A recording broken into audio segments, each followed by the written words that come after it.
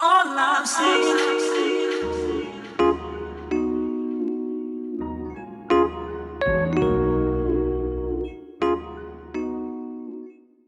Oh, orange sweater hanging there.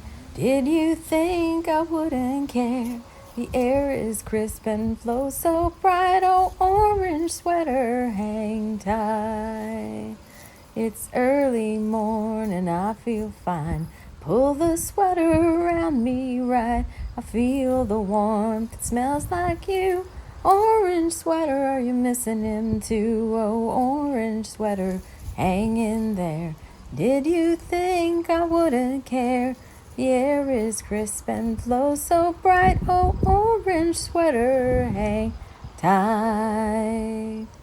You told me in a dream that you could come and shelter me. I took you off, pulled you round. Oh, orange sweater, did I misunderstand? You heard it and so did I. Someone's returning by my side.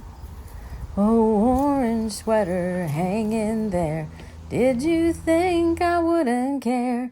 The air is crisp and flows. Hello, friends. Hello.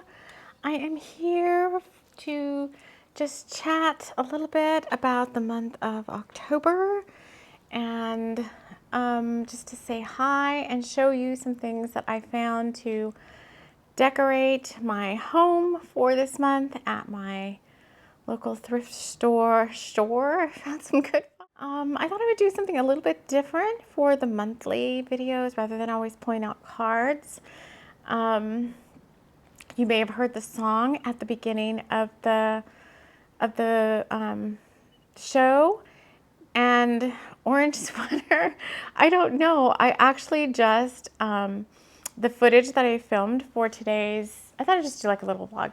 The footage that I filmed for today's show. I went down the trails and I released some things into the.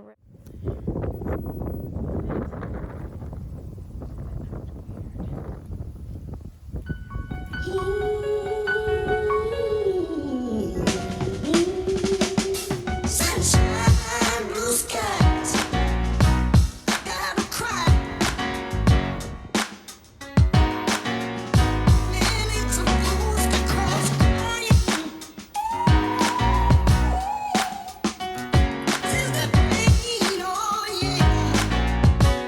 Listen, I know On the way back up, I was thinking about, creativity and passion and how I feel like I've gotten a little bit out of balance with my creativity by always just kind of coming in and channeling and talking about energy updates and pulling cards and so forth, because there's so many other things I like to do that are creative, like taking pictures and shooting video and writing songs and just so many other things. And so as I pulled a chair from the backyard to just sit and look at the trees blowing in the wind, because it's a beautiful 60-ish degree day, and I'm cherishing that because I don't know what to expect here for the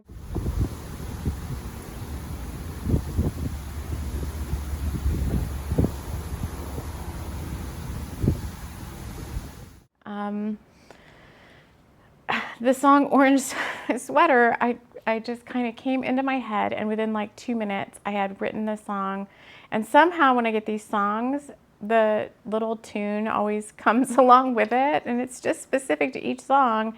And once I do that, it just like sticks with me. So I guess there was like channeling my inner Dolly Parton, because I watched a little documentary on her, and she would always said that whenever she had a song, we got a song coming on, she would like run off, or like she would come out of the bathroom with like a song written on a piece of toilet paper or a napkin or something.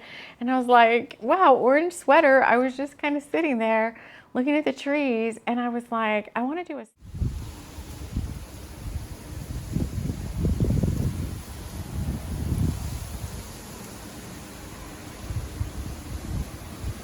feel like I've gotten away from that. And I was like, orange sweater. And then I just took out my phone, and it just was there. So I thought it was really I'm cherishing this mug that I found in my California boxes from when I was in California. All the stuff I had packed away. It has a little rose on the inside. So this is the rest of my morning drink. It's like a mix of, it's called Pero. It's like a non-coffee coffee. And it has Starbucks hot chocolate and marshmallows and stuff all mixed in. And I never finished it. So now I'm like, oh, I could have that for my afternoon drink. But here's just a couple of little things I found, and then I'll share this book with you. So I was thrifting with my son the other day, and we were specifically looking for looking for Halloween stuff. And because I didn't want to like just buy new stuff. I'm trying to like, right? So why has he got wax? He's got like wax on his smile. So I found him, and he is just a little candle holder, but he reminds me so much of my card deck Happy Cloud. So there was only one, so I had to get him. He's super cute, and was lit up at night. He just looks so, and I usually have him over here, or I'll take him up to the bedroom with me. But he just makes me feel really happy. So there's this little guy. And then I found this little guy. Isn't he so cute? Look at his little crows. Hat. I want a hat like that. It's a cute little bucket hat. So, and his little overalls and such. So, I do not have a lot of Halloween decorations. So, this was a cute little find, and I just hang him on my armoire on the door, where I can see him from the living room. And the one that oh my God, I love her so much. She was just sitting. I have two really good thrift stores in this town. For being such a small town, they're really good. But this, she is homemade, and she is super, super cute. Look at her. Look at her little face. She's got a frog, and she has a book that's called How to Cast Spells. And I like her little shoes. So right now, and her pumpkin dress. So right now she is sitting right at my front door. But the last thing I wanted to share was the book I'm reading for this month.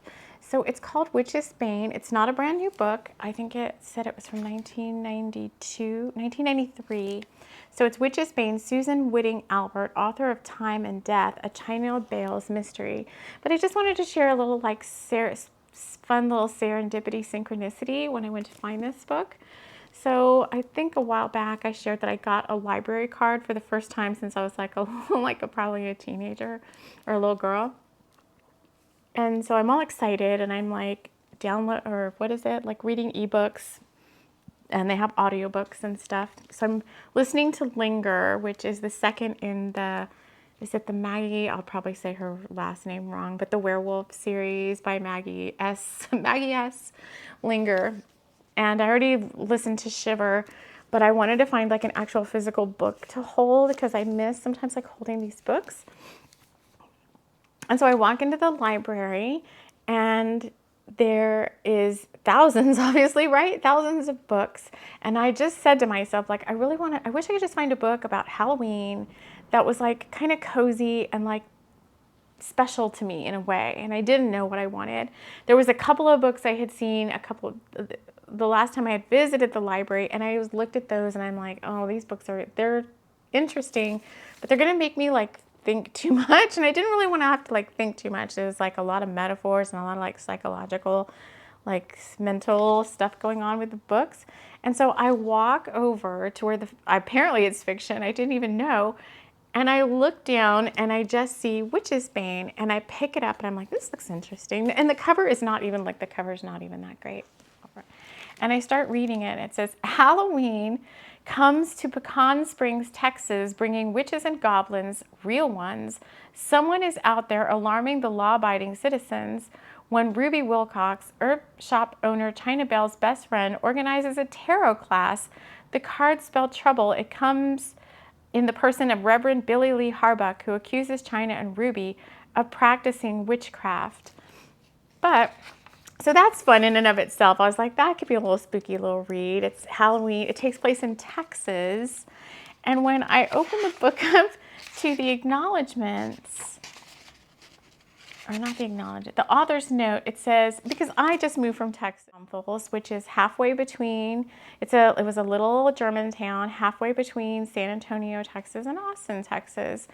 And so I pick up this book and it says, author's note, this series is set in the imaginary Texas town of Pecan Spring, which includes such fictitious elements as the campus of Central Texas State University and the Pecan River. Readers familiar with the Central Texas Hill Country, which I lived in that area for probably almost my whole life, should not confuse Pecan Springs with such actual towns as San Marcos, New Braunfels, or Fredericksburg. These real settings appear now and again in their own special identities, and it says that the authors created fictional characters and events to go along with all that. And the author actually lives in the hill country outside Austin, Texas. So I was like, thank you, Spirit. It was like a fun little synchronicity. It's just an even more fun and special read now because of the fact that it takes place in a fictitious town, but where the author is familiar with the town that I just came from. So I thought that was really, really fun. I'm gonna hang out here in my little mixed up house with my little witch lady, and I'm going to wish you all a happy early October. Many fun things coming up on the show that I'd like to do this month that are both creative and workshop-y. So look out for those, and I will see you all. Me and little, well, maybe she wants to be called Hazel. Me and little Hazel Witch Lady are going to talk to y'all again soon. We've got a lot of fun stuff for October, you guys. I'm really looking forward to it. So I'll see y'all again soon. Take care. Drifting little leaves of light adorn the trees and sparkle so bright. Is it you, I whisper when I think no one hears? A sprinkle of rain, and the hopes disappear. What can we do to brighten this night? Will a ghoul and a witchling make things seem more bright? Pray not that you step on the crack in the walk, and seek out the haunting house where you dare to speak not. For all is a twitter in the houses tonight, where cold plays against the stoop and witches take flight. Yeah.